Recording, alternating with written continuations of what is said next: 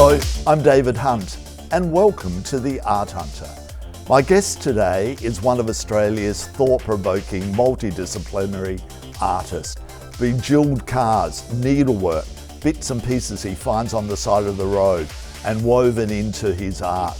His work is quite politically driven and yet delightful. His current exhibition is mainly a survey of the past 15 years at ACCA. I'm delighted to welcome you, Paul. Hello. Thanks for having me. It's my pleasure. So where did it all start for you? You know, like as a person starting off in the art world, you know, where was that moment where you're going, that's what I want to do in life? I think like a lot of artists, I've always seen myself as an artist, you know, ever since I was a little kid. And, you know, children are obviously naturally creative.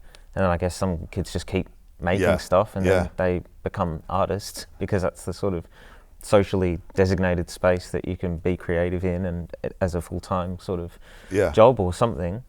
But in terms of, for me, I mean, growing up, when I was a teenager, I did all the art subjects at school. And so I was very engaged in art history and stuff, even as a sort of, 15, 16-year-old. And then was taken to a school excursion in VCE to see James Gleason's survey show. It was around 2004, I think, at the NGV. And that exhibition in particular sort of grabbed my attention. And I think seeing queer art in a public space sort of influenced my decision to take up art full-time as a kind of vocation. Yeah. And did you go on and study at university? Yeah, so not immediately. Like I left high school and then travelled in India for about 6 months. Wow, that would have been. And do you know what? It reflects, Paul, in a lot of your work, doesn't it? You know, like you look definitely at some of your work and you think, I can see a bit of an Indian touch. Yeah, no, so India's an incredible place in terms of the history of art and architecture. Definitely, I think, influenced the way I think about materials as well, because there's sort of a blending of the sacred and the profane in Indian art. You find sort of roadside shrines made with sort of plastic materials, and that type of vernacular, I think, influenced my work a lot. Yeah. But then when I went on to study art at Monash University around 2007, 2008, I also studied archaeology and anthropology concurrently as a sort of double degree. Right. And really, I would cite the latter as probably more influential in terms of the methodology and my approach to materials and my work. So where does the needle and thread come to play? Because that plays a huge part in your work, doesn't it? Yeah, so I really initially saw myself more as an installation artist working in assemblage and junk and sort of collage.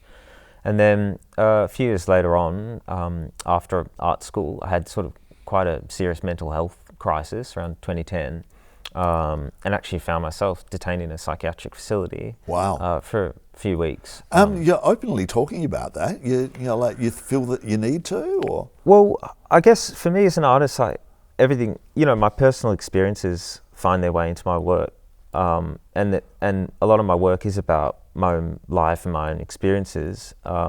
And I think with mental health in particular, like I think it's important to talk about it.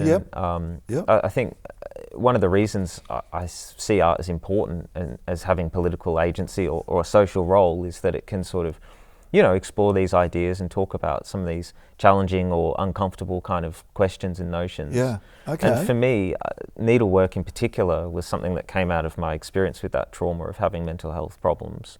And in the immediate aftermath of having been in a psychiatric hospital, I started teaching myself embroidery somewhat spontaneously. I mean, I was on heavy medication. I could barely get off the couch or get out of bed. But I had some wool and it was very slow at first. I just started sort of doing it as something to do to keep my mind off, exactly. And, because you're so involved with that now. And when was that moment that you when gosh, like I am enjoying this, when you've probably got more clarity in time going on, because it really is a major part, isn't it? Yeah. Oh no, definitely. I mean, I see myself almost predominantly as a textile artist now, and such was the influence of that early exposure to that material. And because I found it very cathartic and it helped me through that difficult time, I think I've always seen it as, you know, meditative and a healing sort of process. And then going back later and sort of researching the history of textiles, that's such a big part of textiles and embroidery, because traditionally those media don't really sit inside the mainstream canon of art, because, and mainly due to their association with sort of women's work, and the domicile, and that they were never sort of seen as fine art objects. They were either decorative or utilitarian and whatnot. So sort of they do have this very rich association with other kind of traditions that are more to do with the personal, and so I became very interested in all of that, and it's something I explore in my work. You know? And apart from doing it as an art form, you really use it as your platform to have a say. You know, like to make comments, you know, social and very funny comments as well. You know, this exhibition at ACCA at present, I had so many giggles to myself as I was going around reading them. You know, like when did that come to play? So eventually, like, I started off with a sort of small scale embroidery, which takes a long time to make. You're kind of building up an image or a text, you know, pixel by pixel, as it were. And then I guess I still make work like that. I became frustrated with the smallness of the scale, even though I really enjoy making that kind of work. So then I started working in quilting a few years later, which still takes a lot of time. It's still hand sewn, but allows for kind of larger, more ambitious kind of scale of work in a more pictorial kind of way. So then I sort of became a quilter, and then I found really that quilting deploys the language of collage in some ways, because it's about sort of cutting, and instead of gluing, you're sort of sewing things back together. There's always this tension between sort of, you know, the violence of cutting and then the reparative nature of sewing things back together. And for me, that's kind of an allegory of sort of how, you know, again, about healing, but also about putting things together in absurd kind of ways. And I think social commentary opens up naturally in that space, because it's about overturning, you know, the sensible or rational order of things, you know, whether it's societal images or, you know, the demagoguery of politics or whatever. I'm kind of always interested in pulling all that material, all those found materials together and cutting them up and putting them back together, representing it back to society and saying, look at this, you know, awful fucking mess. And you know, like with some of the comments you make about popes and whatever, are you consciously thinking about it when you're sewing it, or are you writing those quotes down that you want to put into your piece? You know, I'm sort of naturally a collector, you know, a hoarder, or, you know, I really? I would have never guessed. Or sometimes say I'm an archaeologist, you know, of contemporary society. So I use like a huge amount of found material, so I'm always op shopping and finding things, and they're things that people are throwing away.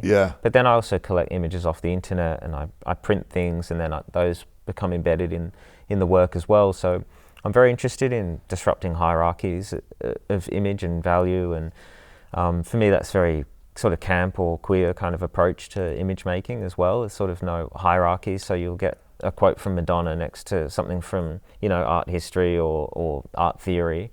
And then I often, you know, I like to take the piss out of, you know, sort of figures of authority, definitely, whether it's sort of, you know, authoritarian figures or right-wing, you know, politicians, or as you said, popes and things.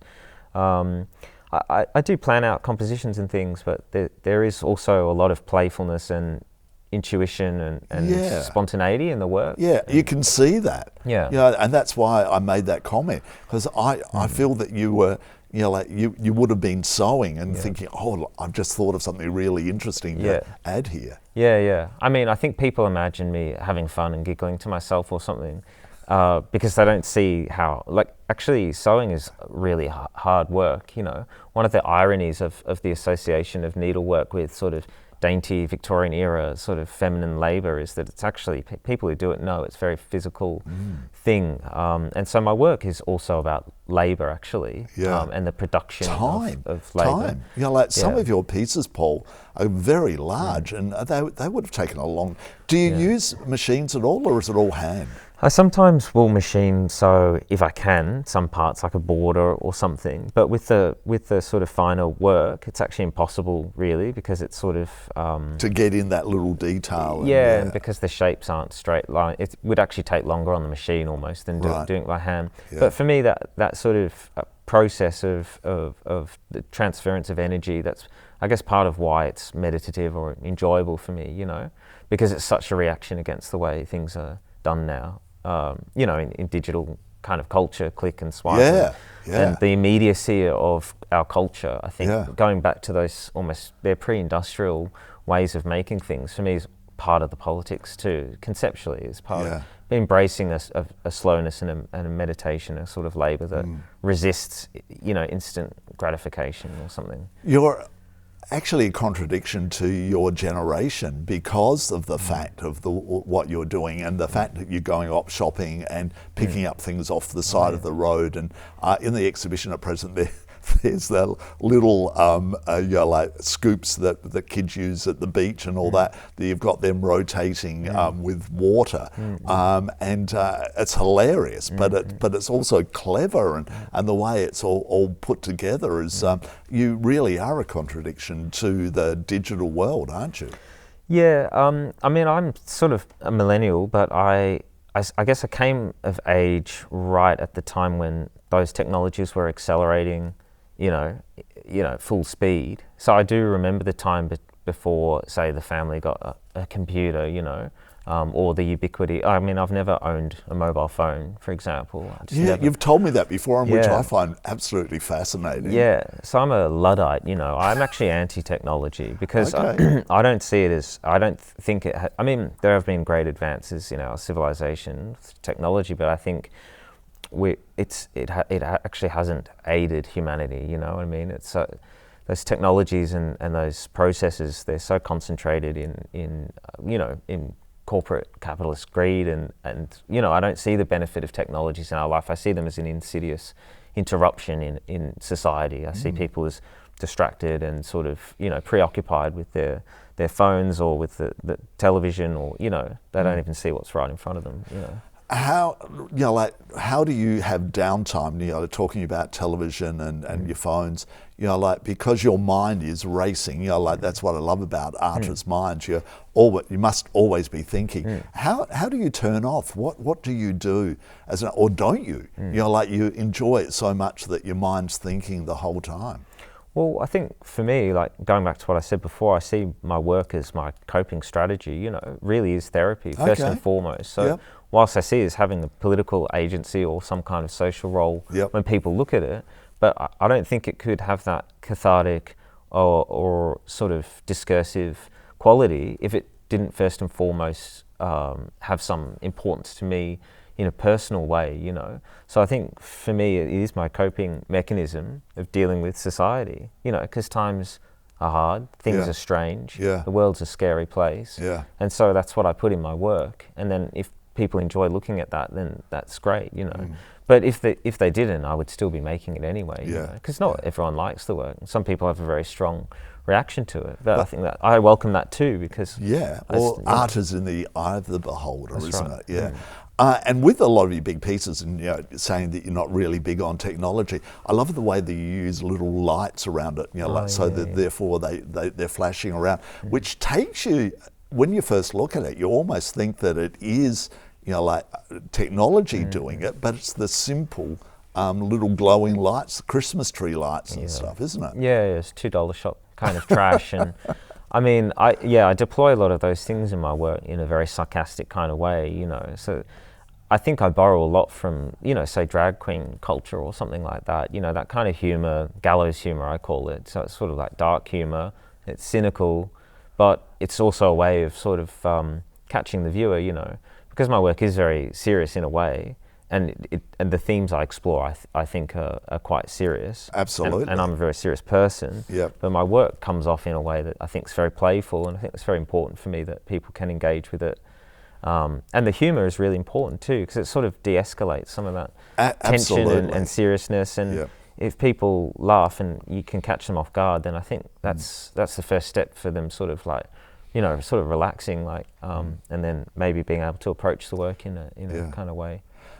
Penises seem to feature pretty heavily in your work. Well, I like to say there's no penises in my work at all. There's phalluses and there's cocks, but the penis is a reproductive organ, and for me that's not necessarily what I'm exploring in my work, So the phallus isn't a very old image in art, I think, we live in a very puritanical society because we live in colonial settler society that's largely influenced by either British history or by American culture. And I think there's not a lot of space for sort of, freedom of speech, exploration of kind of, liberationist themes and whatever. So I think part of the politics of my work's always like representing, especially queer sexuality in a very candid way, because it is still seen as a taboo kind of image in our society, I think, Yeah, and with that comes there was quite a few sculptures that you have, which are made out of little bits and pieces that you picked up along the way. Again, Paul, you're taking us on a very different journey there. Well, again, I think, people have often focused on the sexuality in my work, but I see it as just another sort of theme or materiality, because there are literally thousands and thousands of different images and forms in my work, and sexuality is such a universal and natural part of human experience. Even children experience sexuality, although no one likes to talk about that, So I think it's sort of perfectly logical to explore that. If I didn't, I see that as sort of like leaving out a huge part of human experience, It's like painting a landscape and leaving out the sky or something, But that is political for me too, because as I said, as a queer artist, queer forms, there has been a lot of changes even in my lifetime, but the kinds of depictions of queer sexuality that you find in mainstream media are still limited or coy or stereotypes or whatever. So I think art's a space where, I could put forward those kind of forms and in a very unabashed way, Well, there's a piece over your shoulder, and it's one of your banners, and it's a bunch of flowers in a Greek vase. And when you look closely, one of the figures is giving one of the other guys a head drill. Which is very playful, and most people wouldn't even pick it up. I just glanced at it the other day and went, "Aye!" Well, the thing is, even as a kid, like being taken through the Louvre or something, like if you go around Europe and you look through art galleries, sexuality is near ubiquitous. And in our culture too, pornography is near ubiquitous, although it's sort of, hidden in this digital space. But our society is so sort of pornographic now, but almost nobody likes to talk about it, So it's a funny thing for me. But the Greek vase is a good example of sort of the universality of sexuality in art and art history. The Greeks in particular had a very interesting kind of way of depicting sexuality, and it did find those kinds of forms did find their way very naturally into decorative objects, and even domestic objects like cups and urns and things in the household would have those types of images because they weren't seen as taboo. That was just seen as like, the norm. It could be someone, walking through a forest, or it could be someone, adjusting their shoe, or it could be a sex scene. Those things weren't really necessarily seen. They're seen as interchangeable kind of images. Because they didn't have the same kind of rigor or prohibition around certain image making in public space. That's kind of an interesting history. It's fascinating, and how much it's been swept under the carpet through history as well. Got to talk about the bejeweled car. It's just amazing. Where did the idea come from? And the story behind it you were telling me before we started this interview. But the concept, why? What was the idea behind it? Yeah, well, in my large-scale installation works, I obviously use a lot of found materials and forms, and those materials and forms often are very open-ended kind of forms. But when I was invited to do this new commission at ACCA, I became obsessed with this idea of having a car as a found material in the exhibition. For me, a car is a very masculinist kind of symbol. If you think about the sort of figure of the car in the Australian psyche, it's very associated with sort of well, like not just rev head culture, but maybe coming of age when you're a young man and you buy a car, and then you have sort of autonomy and mobility, and it's a very phallic kind of symbol in some ways.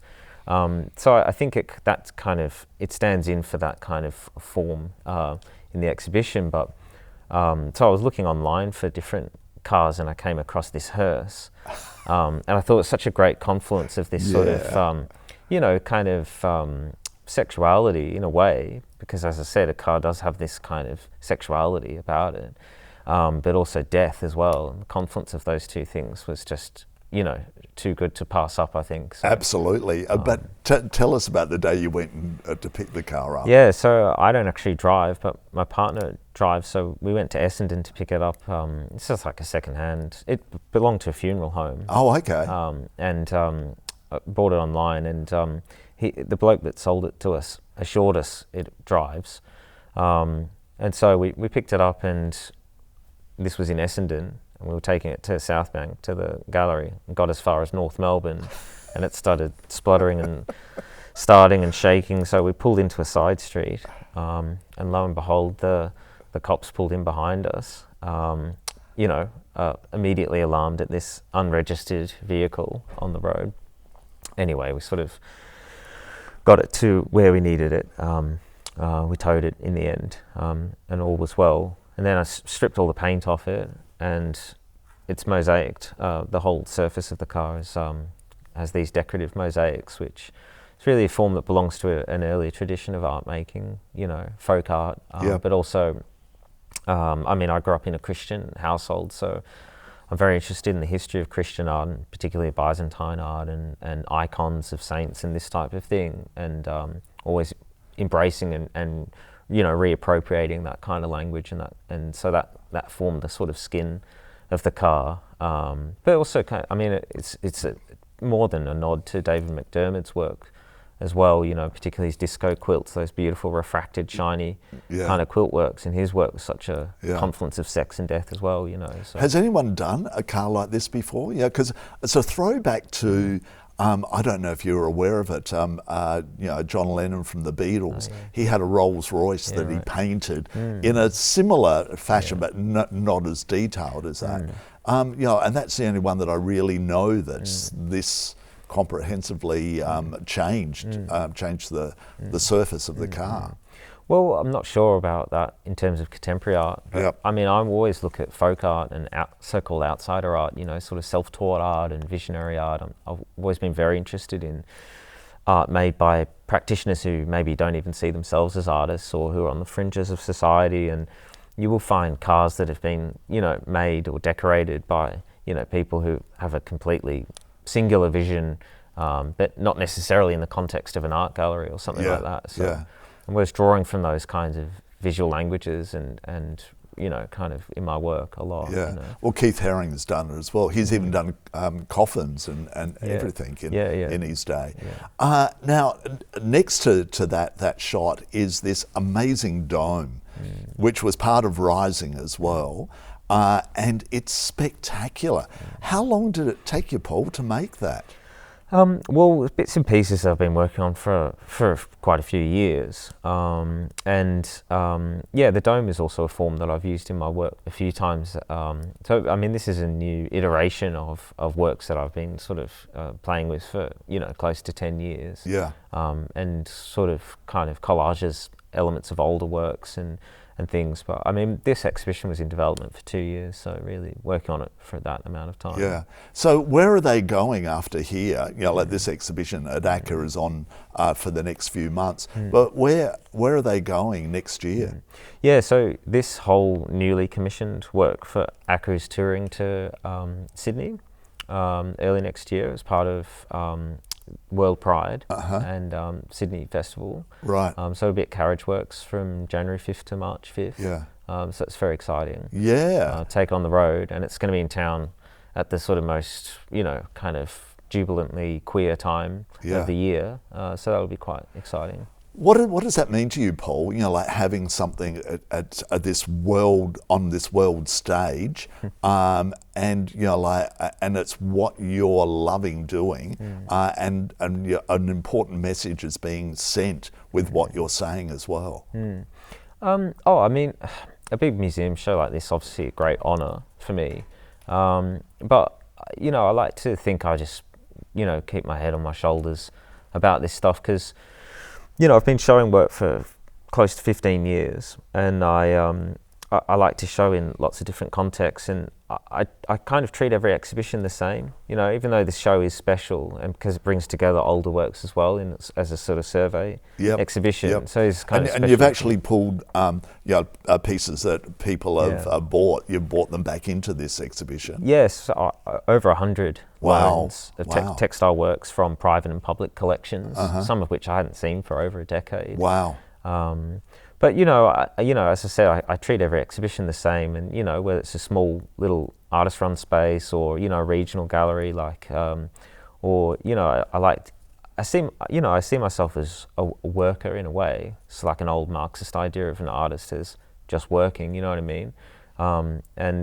So it's my process, and showing's fantastic, and if people see the work, that's great. You know, but whichever audience or whichever space, you know, I think it's kind of the same for me. It's about people engaging with ideas and starting a conversation and talking about you know, different themes and whatever. With all your bits and pieces and you know, like hanging it, and you would have worked with an ACCA curator.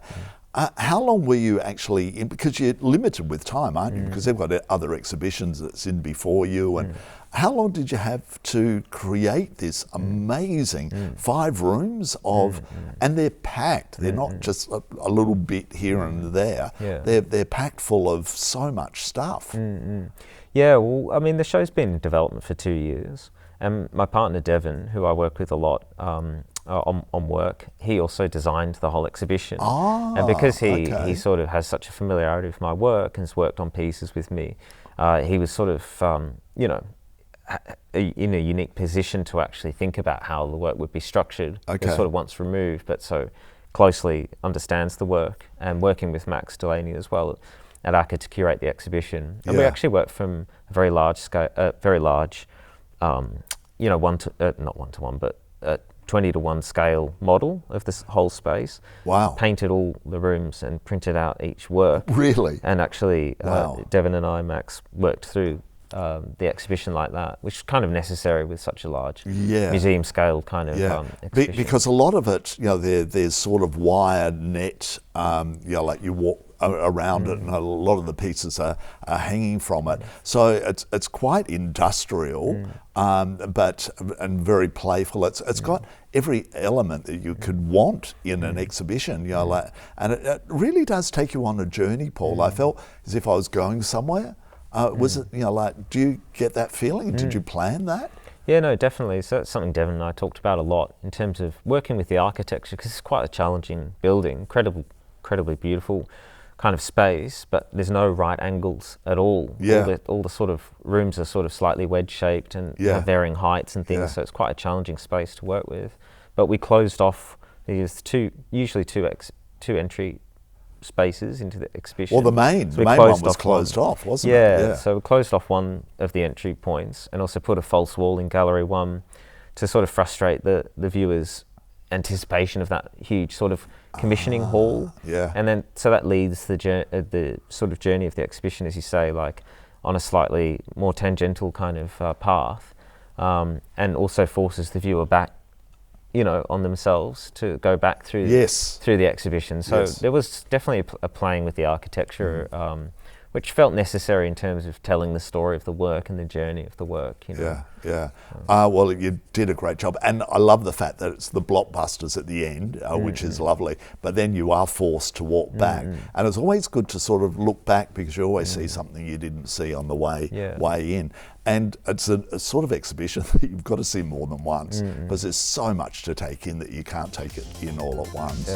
Totally. So Paul, congratulations on a spectacular career. Thank you. I just love your work, and you surprise me, but you also delight me every time I see your work. So thank you. Oh, thank you. Yeah.